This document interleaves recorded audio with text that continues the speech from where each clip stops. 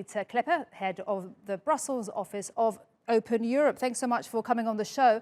So I'm sure, of course, you read the op-ed in The Guardian by the Spanish Prime Minister Pedro Sánchez.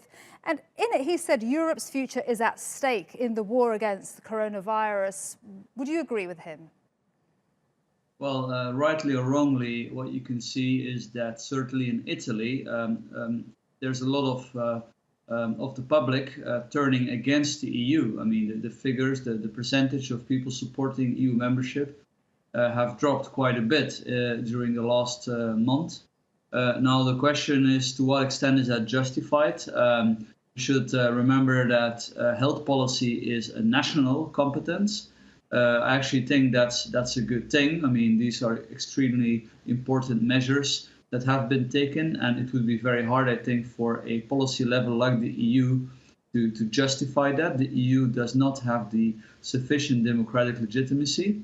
Does that then justify criticizing the EU? I'm not so sure. Particularly in Italy, but also in Spain, indeed, there is some expectation that northern European countries sign up to what has been called Euro bonds, or in this case, Corona bonds, which means that those northern European countries would jointly issue debt together with their southern partners in the Eurozone. And why hasn't that happened? And why has that been such a battle?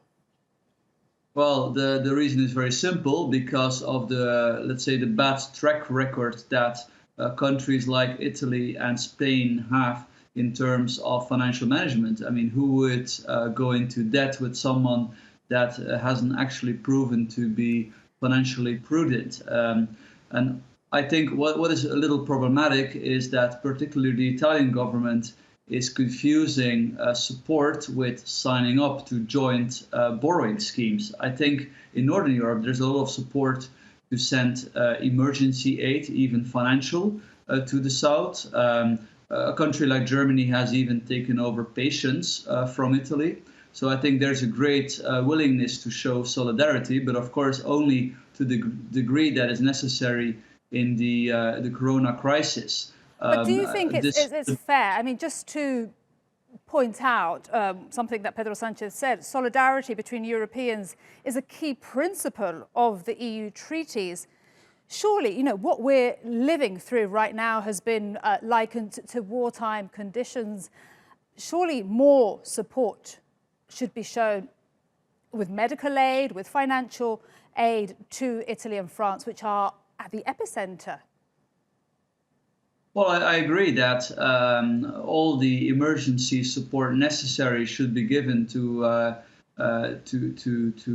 countries by other European countries. That's, I think, evident. I don't think anyone is debating that. The real question at stake is, does that mean also partly paying for past mistakes of financial mismanagement that have nothing to do with this crisis? And I think everybody should agree that it would be very unfair that Northern European pensioners would have to pay for financial mismanagement by governments over which they had no democratic control in the south of Europe, that would now use this crisis to ask for transfers beyond the immediate emergency needs. Very quickly, before I leave you, just a yes or no question. We've seen the UK leave. Do you think after this coronavirus era finishes, we'll have more countries doing the equivalent of Brexit if their needs are not met now? Well, I do not think so. And I'll tell you why. Italy, for example, its banks are very dependent on the European Central Bank. Of course, in theory, Italy can issue a new currency, but that would have to go along with a lot of austerity. So I don't think the Italian political establishment or many voters are prepared for that. It may actually be a good idea, perhaps, to do that for Italy, but I don't think it's very realistic. All right.